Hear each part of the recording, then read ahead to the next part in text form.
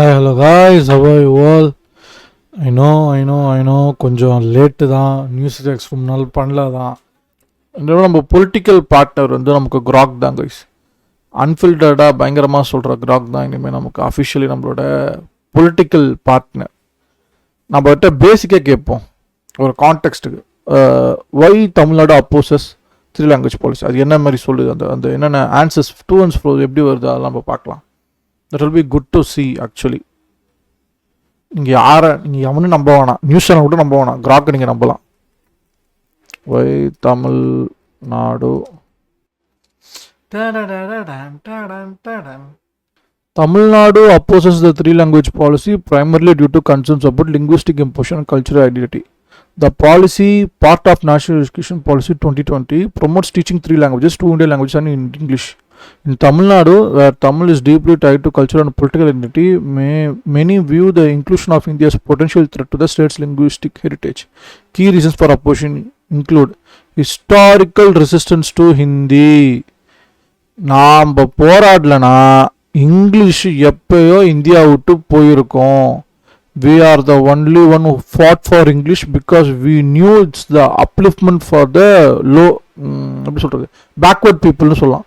English is the best leveler. It will be uplifting for the backward communities and everyone.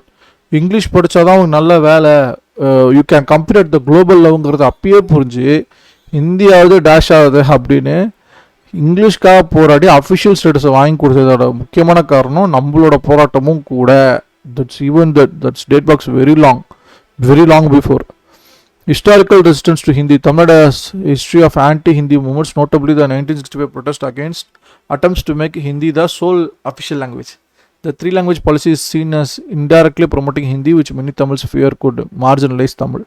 2 language preference. The state has successfully followed a 2 language formula, Tamil and English, for decades, which is considered effective for education and employment. Critics argue that adding a third language, often Hindi in practice, is unnecessary and burdensome for students. Cultural identity. Tamil is not just a language but a symbol of Dravidian identity.